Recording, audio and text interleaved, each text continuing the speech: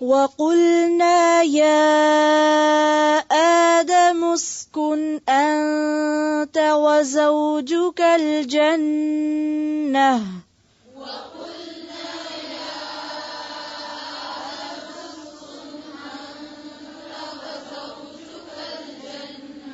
وَقُلْنَا نون کے ساتھ الف ہے، اس کو بھی پڑھیں گے، وَقُلْنَا نہیں، وَقُلْنَا، اس کو بھی مارک کر لیں، پھر سے پڑھیں۔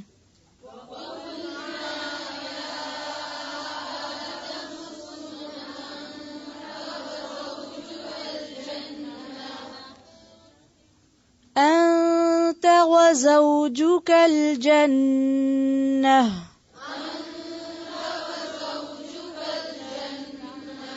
وزوجك الجنة،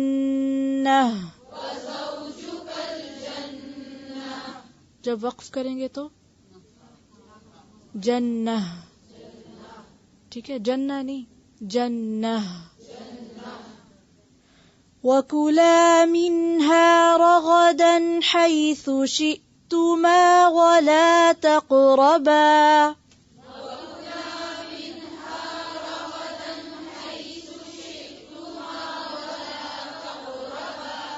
وَكُلَا الف ہے نا، اس کو بھی مارک کریں، منہا، منہا نہیں، منہا، رغدا حیث شئتما، حیث، سا کو نرمی سے اور سو نہیں کہیں گے، حیث شئتما نہیں، حیث شئتما،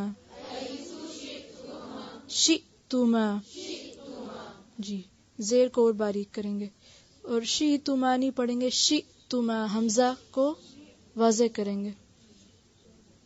سن رہے غور سے کہ آپس سے باتیں کریں۔ وَلَا تَقْرَبَا هَذِهِ الشَّجَرَةَ فَتَكُونَا مِنَ الظَّالِمِينَ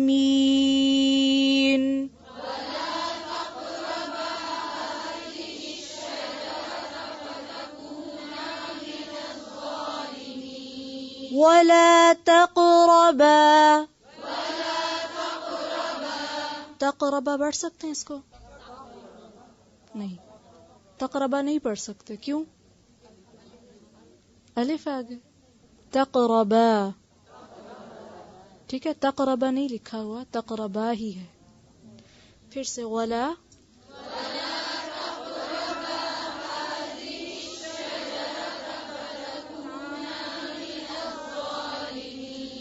هذه الشجرة، هذه الشجرة فتكونا من الظالمين،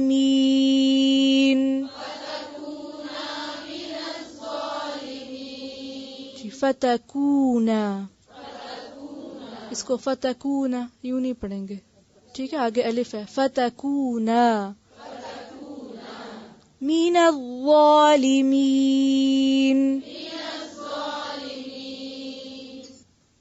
ظالمین، لام کے نیچے کیا ہے؟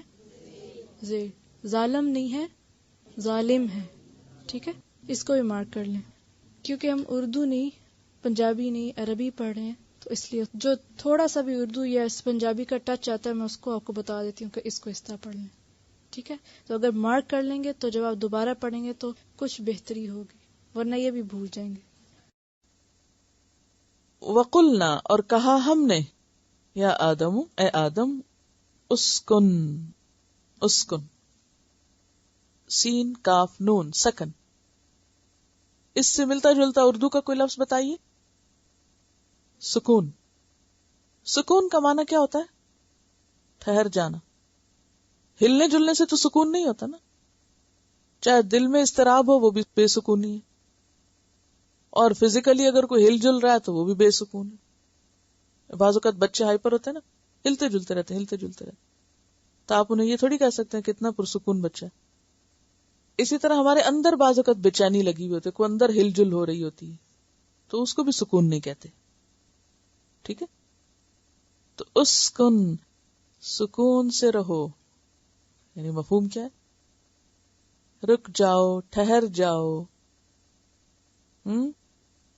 سکون پاؤ. انتا تم، وزوجکا اور تمہاری بیوی. زوج کس کو کہتے؟ بیوی کو. زے واو جیم. الجنت جنت میں. جنت کا روٹ کیا بتایا گیا تھا؟ جیم نون نون. کیا مانا تھا اس کا؟ وہ چیز جو نظر نہ آئے، یعنی اتنے گھنے باغ کہ جس سے جنت کی زمین نظر نہیں آئے گی. جن بھی اسی سے ہے، نظر جو نہیں آتا آپ کو. وَکُلَا اور تم دونوں کھاؤ.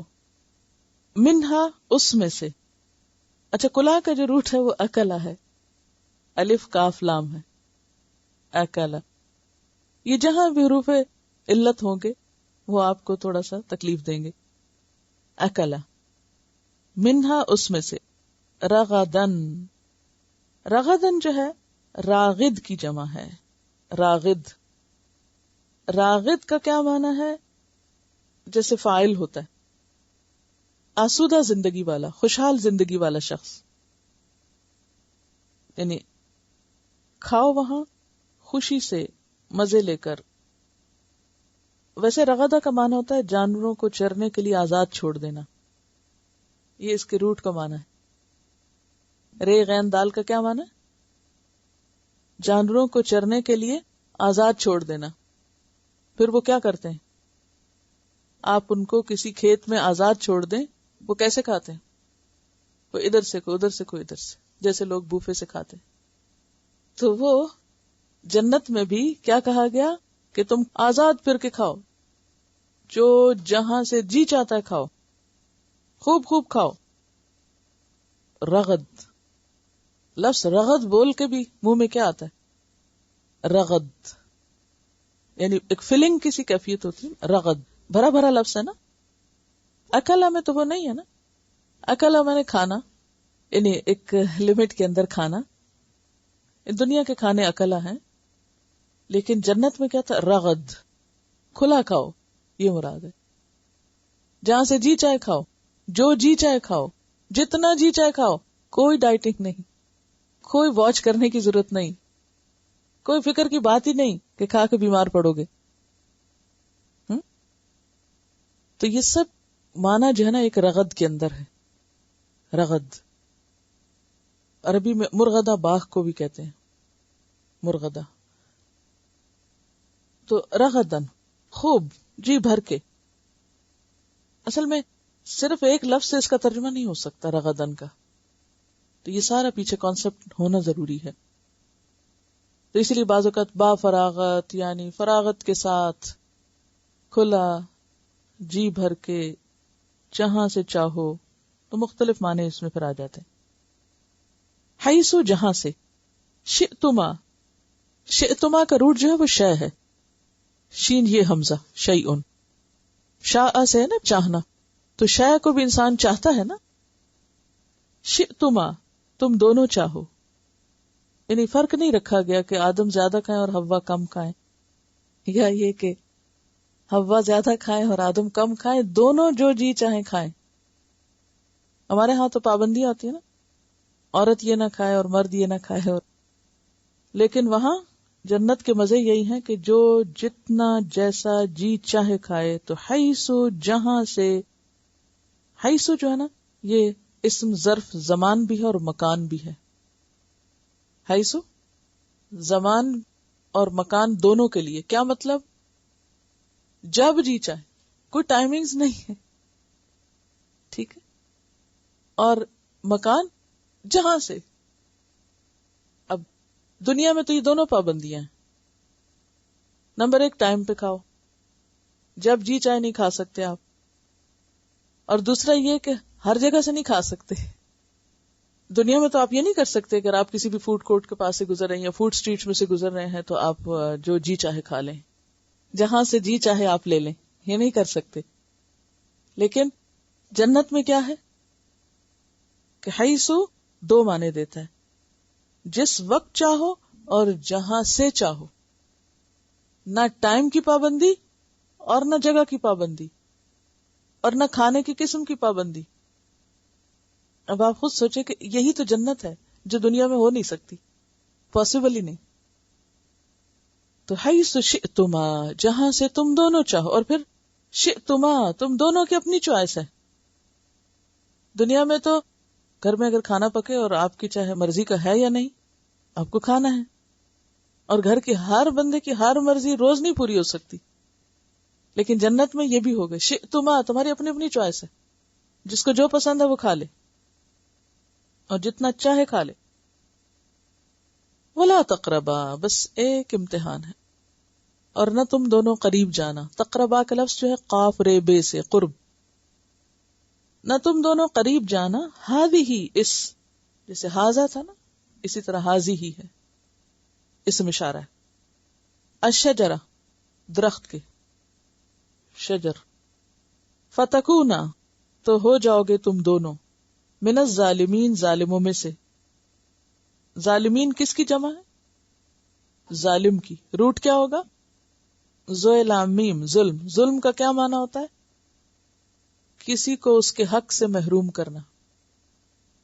اور اس سے پیچھے روٹ کا جو معنی ہوتا ہے نا، ظلم کی جو اصل ہے وہ کیا ہے؟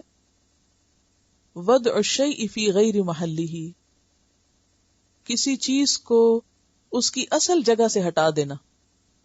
دیکھیں نا، وضع الشیء فی غیر محلہ، محل کہتے ہیں مقام یا جگہ.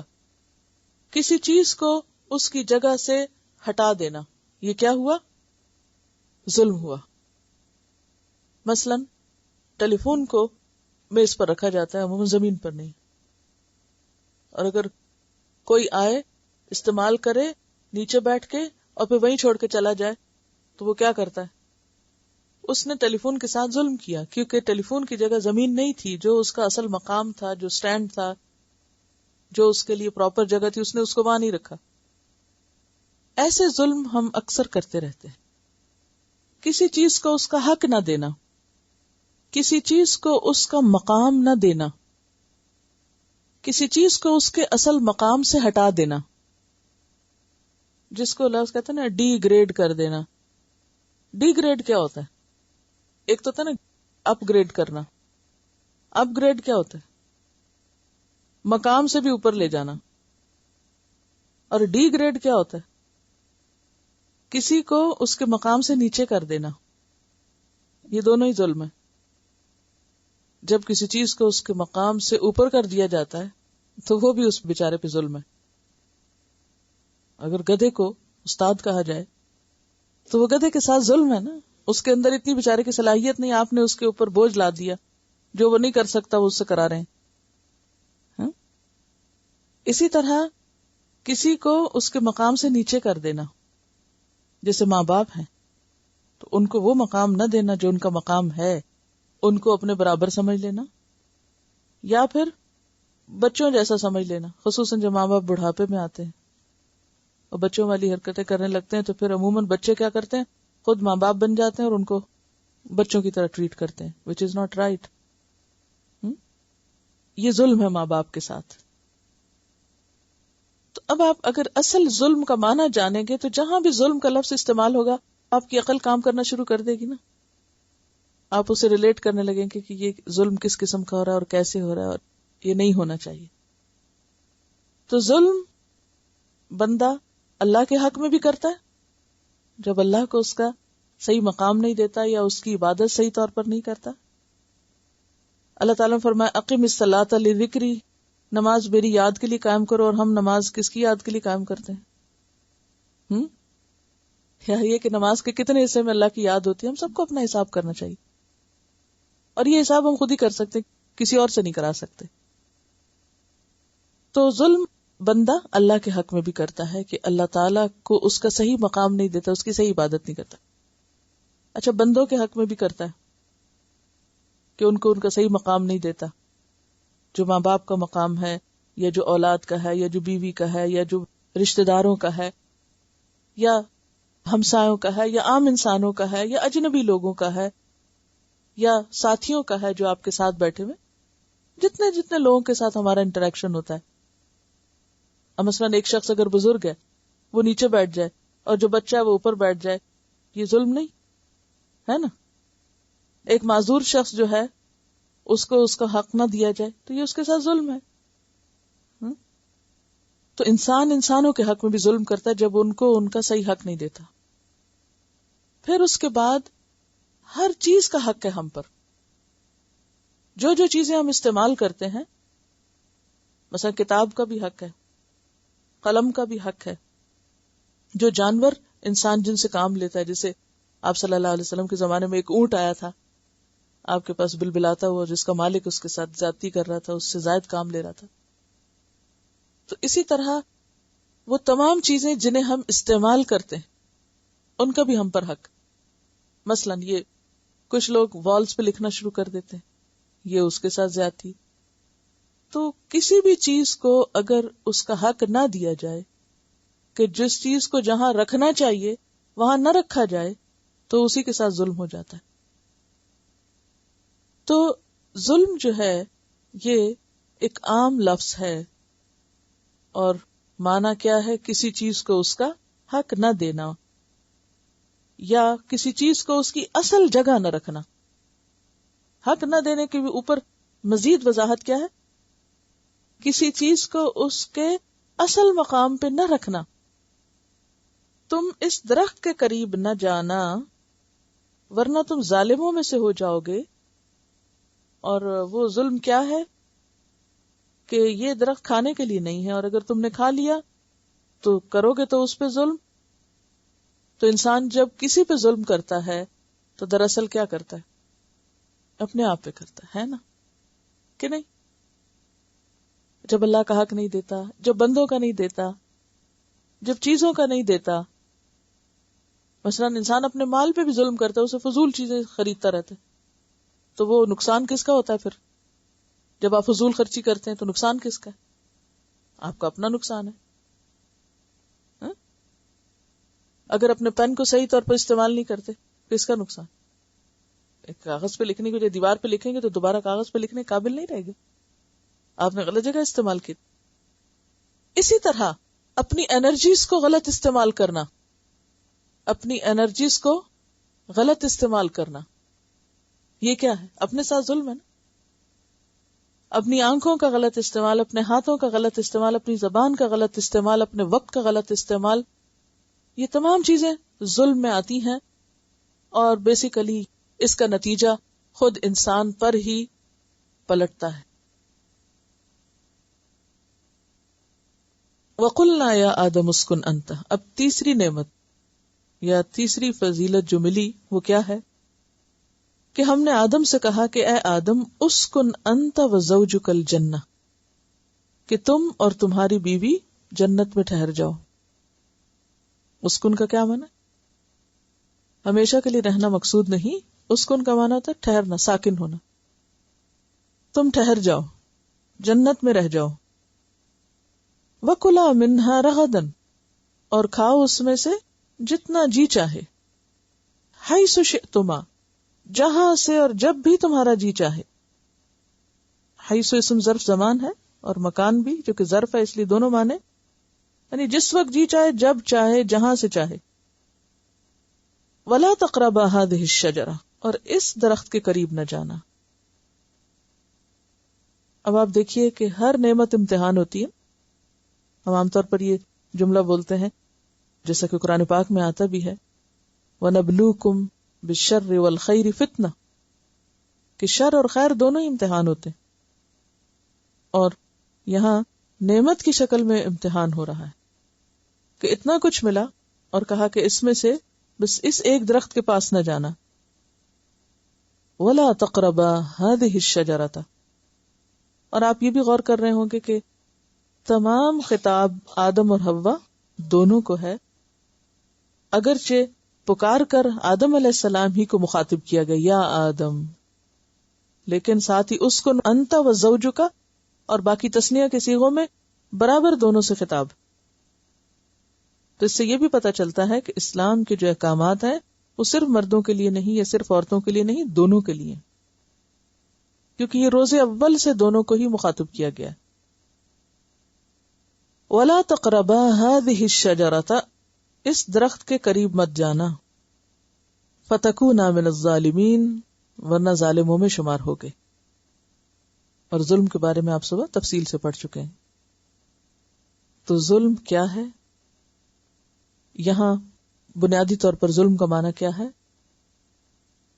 اللہ کے حکم کی نافرمانی کرنا، یعنی ظالمین سے مراد یہاں نافرمان ہے، کہ تم پھر اللہ کے نافرمان لوگوں میں شامل ہو جاؤ گے. کیونکہ ظلم کسی چیز کو اس کی اصل جگہ سے ہٹا دینا ہے، کسی کی حق تلفی کرنا ہے، خواہ وہ بندوں کے حق میں ہو، خواہ وہ اللہ کے حق میں ہو، خواہ وہ وسائل کے حق میں ہو. جو اللہ نے انسان کو چیزیں دی ہیں ان کا غلط استعمال بھی. اور فساد کا اصل سبب بھی یہی ہوتا ہے. جب انسان اللہ کی نافرمانی کرتا ہے تو وہ بھی فساد میں ہے، بندوں کے حقوق مارتا ہے اس سے بھی فساد ہوتا ہے، اور وسائل کو غلط استعمال کرتا ہے تو اس سے بھی فساد ہوتا ہے. اور الٹیمیٹلی اس کا نتیجہ یا اس کا نقصان خود انسان پر ہی پلٹتا ہے.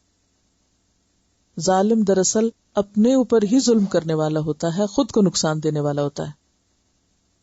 وَلَا تَقْرَبَا هَٰذِهِ الشَّجَرَةَ فَتَكُونَا مِنَ الظَّالِمِينَ، تو اس درخت کے پاس نہ جانا ورنہ ظالم ہو جاؤ گے.